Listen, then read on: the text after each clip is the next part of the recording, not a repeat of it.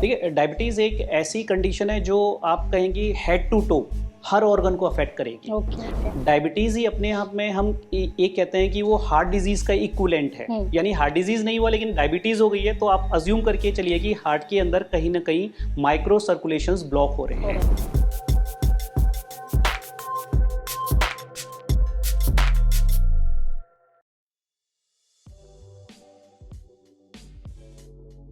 अभी recent times में diabetes के जिस हिसाब से केसेस बढ़े, तो आई होप नए नए ट्रीटमेंट्स भी आए होंगे। तो कोई ऐसा नया ट्रीटमेंट जो डायबिटीज़ के फील्ड में पाथ ब्रेकिंग एकदम साबित हुआ हो, आप लोगों को भी देख के लगा हो कि हाँ, इससे लोगों का मतलब इलाज किया जा सकता है? हाँ जी, तो एक तो है जिसे हम कहते हैं कि इन्वेस्टिगेशन वाला एक पैच आता है, जिसे हम कहते हैं कंटिन्यूअस ग्लूकोज मॉनिटरिंग सेंसर। वो ब्लैक कलर का होता है क्या? हाँ जी, हाँ जी। ओके, ठीक वो यहाँ पर लग जाता है और वो ऑलमोस्ट 15 डेज का जो शुगर है उसको कंटिन्यूअसली मेजर करता है। तो उससे ये हमें डिसीजन लेने में हेल्प हो जाती है कि पेशेंट ने क्या खाया कि उसका शुगर स्पाइक हो गया, वो ग्राफ आ जाता है। और उसका दिन के टाइम में कितना शुगर है, रात के टाइम पे शुगर कब ड्रॉप कर रहा है उससे हमें मेडिसिन की डोजेस को एडजस्ट करने में, फाइन ट्यून करने में काफ़ी हेल्प मिलती है। तो एक तो वो डिवाइस है जो काफ़ी यूजफुल होता है, खासकर उन पेशेंट्स के लिए जिनका शुगर बहुत फ्लक्चुएटिंग रहता है। और दूसरा जो है मेडिसिन में जो आया है वो एक ग्रुप की मेडिसिन हैं जिसे हम SGLT इनहिबिटर्स कहते हैं, जो कि ब्लड के ग्लूकोज को यूरिन के रास्ते निकालते हैं। उनके जो हमें एडिशनल बेनिफिट मिले हैं शुगर के अलावा, वो मिले हैं कि उनसे वेट लॉस होता है। वेट लॉस होने से ब्लड प्रेशर, हार्ट डिजीज कम होती है।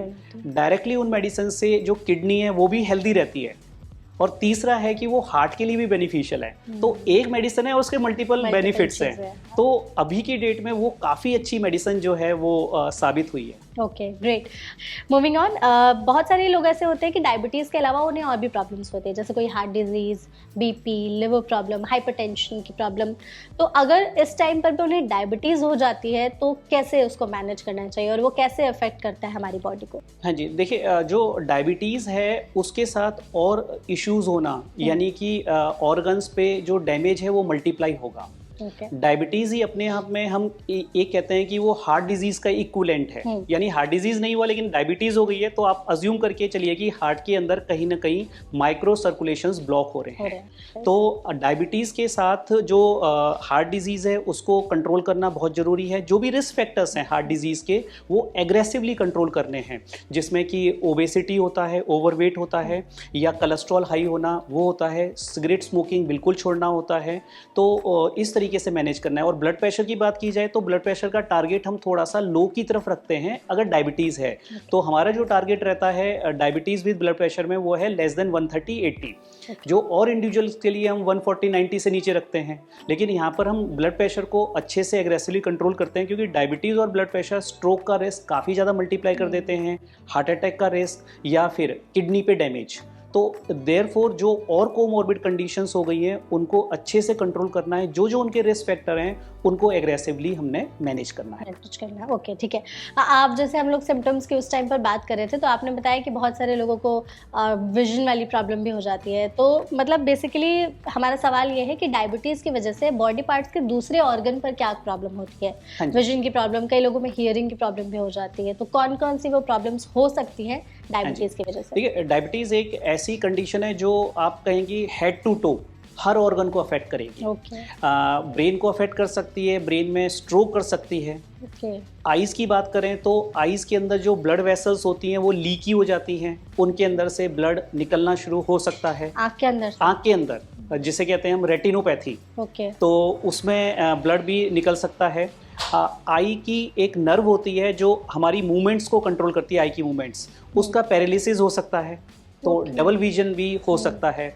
और अगर हम थोड़ा सा नीचे जाएं हार्ट, तो हार्ट में जो ब्लॉकेज होती है डायबिटीज़ में वो मल्टीपल वेसल्स में होती है। मतलब कि वो एक डिफ्यूज ब्लॉकेज होती है जिसकी वजह से हार्ट अटैक का रिस्क काफ़ी ज़्यादा बढ़ जाता है। किडनीज़ की बात करें तो किडनीज़ में से प्रोटीन लीक होना शुरू हो जाता है। और आप ये मान के चलिए कि इंडिया में मोस्ट कॉमन कॉज जो क्रॉनिक किडनी डिजीज़ का है, किडनी फेलियर का जो सबसे मोस्ट कॉमन कॉज है वो डायबिटीज़ ही है। डायलिसिस की आप पेशेंट देख लीजिए, 90% से ऊपर डायलिसिस के पेशेंट को डायबिटीज़ होगा। और जो चीज़ प्रिवेंटेबल है वो मतलब कि बहुत इंपॉर्टेंट रहती है कि हम उसको शुगर कंट्रोल से ठीक कर सकते हैं। पैरों की बात करें तो पैरों में ब्लड सर्कुलेशन कम हो जाता है, गैंग्रीन का रिस्क बढ़ जाता है। गैंग्रीन मतलब कि ब्लड फ्लो नहीं जा रहा तो स्किन काली हो जाएगी, वो टिश्यू डेड हो जाएगा, तो उसका एक इलाज सिर्फ होता है एम्पुटेशन, मतलब कि पैर को काटने की नौबत तक आ सकती है। तो ये काफ़ी सीरियस कंडीशंस हो सकती हैं जो कि प्रिवेंटेबल हैं विद गुड डायबिटीज़ कंट्रोल।